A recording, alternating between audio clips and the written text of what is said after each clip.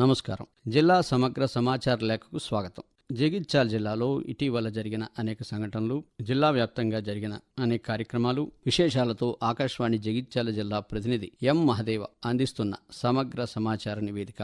రైతు రుణమాఫీపై నిర్లక్ష్యం చూపవద్దని జగిత్యాల జిల్లా కలెక్టర్ బి సత్యప్రసాద్ బ్యాంకర్లను కోరారు. కలెక్టరేట్లో బ్యాంకర్లతో సమావేశాన్ని నిర్వహించిన ఆయన, ప్రభుత్వం తొలి విడత ₹1,00,000 వ్యవసాయ రుణమాఫీకి సంబంధించిన సొమ్ము బ్యాంకులకు చెల్లించిందని, జిల్లాలో తొలి విడతలో 39,269 మంది రైతులకు ₹207.99 కోట్ల రుణమాఫీ జరిగిందని తెలిపారు. ప్రభుత్వ, ప్రైవేటు బ్యాంకులన్నీ ప్రభుత్వ పథకాల అమలుకు ప్రాధాన్యం ఇవ్వాలని కలెక్టర్ అధికారులకు సూచించారు.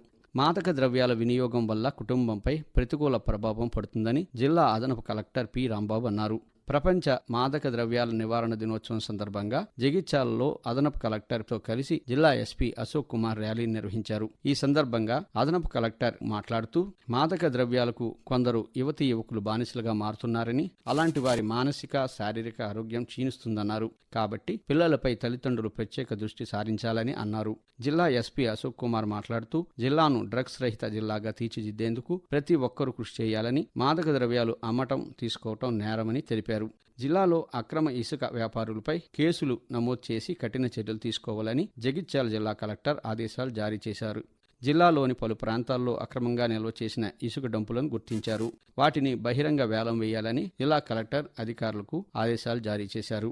అక్రమ ఇసుక రవాణా జరగకుండా పెట్రోలింగ్ చేపట్టాలని జిల్లా police superintendent Ashok Kumar police అధికారులకు ఆదేశాలు జారీ చేశారు. విద్యుత్ ప్రమాదాలపై గ్రామాల్లో అవగాహన కార్యక్రమాలు నిర్వహిస్తున్నట్లు జగిత్యాల ఎస్సీ సత్యనారాయణ తెలిపారు. వ్యవసాయ మోటార్ల వద్ద రైతులు స్వీయ మరమ్మతులు చేయకూడదని, వర్షాకాలాల్లో తగు జాగ్రత్తలు పాటిస్తేనే ప్రమాదాల నివారణ సాధ్యమవుతుందని ఆయన అన్నారు. గ్రామాల్లో విద్యుత్ తీగలు నేలపై పడితే సిబ్బందికి సమాచారం అందించాలని ఆయన తెలిపారు. జగిత్యాల జిల్లాలోని పాఠశాలల్లో మౌలిక సదుపాయాల కల్పనపై ప్రత్యేక శ్రద్ధ తీసుకున్నట్టుగా జగిత్యాల జిల్లా కలెక్టర్ వివరించారు. మన ఊరు మనబడి కింద జగిత్యాల జిల్లాలో 227 పాఠశాలలో మిగిలిపోయిన పనుల పూర్తికి చర్యలు తీసుకుంటున్నట్లు ఆయన తెలిపారు. అమ్మ ఆదర్శ పాఠశాల కమిటీల ద్వారా 577 పాఠశాలల్లో 32,09 లక్షల రూపాయలతో మౌలిక సదుపాయాల కల్పన పనులు 56% పూర్తయ్యాయని తెలిపారు. నకిలీ విత్తనాలు పంపిణీ చేసే వారిపై చట్టరీత్యా కఠినమైన చర్యలు తీసుకుంటామని జిల్లా వ్యవసాయ అధికారిని వాణి హెచ్చరించారు. రైతులు నకిలీ విత్తనాల బారిన పడకుండా వ్యవసాయ శాఖ లైసెన్సు పొందిన అధికృత డీలర్లు, డిస్ట్రిబ్యూటర్ల వద్ద మాత్రమే విత్తనాలు, ఎరువులు కొనుగోలు చేయాలని ఆమె రైతులకు విజ్ఞప్తి చేశారు.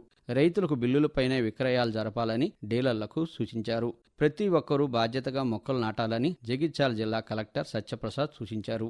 జగిత్యాలలో రాష్ట్ర ప్రభుత్వం ప్రతిష్టాత్మకంగా చేపట్టిన ఇందిరా వన మహోత్సవ కార్యక్రమాన్ని ఆయన ప్రారంభించారు. ఈ సందర్భంగా ఆయన మాట్లాడుతూ, జగిత్యాల జిల్లాలో 45 లక్షల మొక్కలు నాటేందుకు లక్ష్యంగా నిర్దేశించామన్నారు. దేశవ్యాప్తంగా 5 ఏళ్ల లోపు వయసు గల చిన్నారులో 13% మరణాలు డయేరియాతోనే సంభవిస్తున్నాయని గుర్తించడంతో వైద్య అధికారులు జిల్లా వ్యాప్తంగా జాతీయ ఆరోగ్య కమిషన్ ద్వారా జూలై 1వ తేదీ నుంచి ఇంటింటి సర్వేను ప్రారంభించారు. ఆశా కార్యకర్తలు, సిబ్బంది ఇంటింటి సర్వే చేసి 1,00,000 మంది 5 ఏళ్ల లోపు చిన్నారులను గుర్తించారు. అనారోగ్యంతో బాధపడుతున్న వారికి అవసరమైన మందులు అందించి మరణాల సంఖ్యను తగ్గించేందుకు ఈ సర్వే ఉపయోగపడుతుందని జిల్లా ఉప వైద్యాధికారి శ్రీనివాస్ తెలిపారు. నూతన చట్టాల్లో ఆధునిక సాంకేతికతకు ప్రాధాన్యం కల్పించారని విశ్రాంత జిల్లా న్యాయమూర్తి, state land acquisition tribunal chairman Ajit Simharao అన్నారు. నూతన చట్టాలపై జగిత్యాల జిల్లా మెట్పల్లిలో నిర్వహించిన అవగాహన సదస్సులో ఆయన ముఖ్య అతిథిగా పాల్గొని మాట్లాడారు.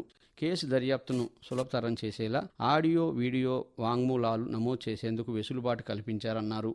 మహిళలు, చిన్నారులపై జరిగే నేరాల్లో 2 నెలల్లోనే దర్యాప్తు పూర్తి కావాల్సి ఉంటుందని తెలిపారు. బదులతో పాటు నిందితులకు కూడా FIR కాపీ ఉచితంగా అందిస్తారని, ఛార్జ్ షీట్, స్టేట్మెంట్లు, ఇతర డాక్యుమెంట్లను 2 వారాల్లోపు పొందవచ్చని వివరించారు.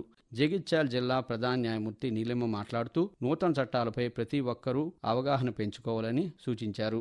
మహిళలు, దివ్యాంగులు, దీర్ఘకాలిక వ్యాధులతో బాధపడుతున్న వారితో పాటు 15 ఏళ్ల లోపు పిల్లలు, 60 ఏళ్లకు మించి వయసు ఉన్నవారు పోలీస్ స్టేషన్కు వెళ్లవలసిన అవసరం లేదని, తాము నివసిస్తున్న చోటనే పోలీసుల సహాయం పొందవచ్చునని జిల్లా న్యాయమూర్తి అవగాహన సదస్సులో తెలిపారు.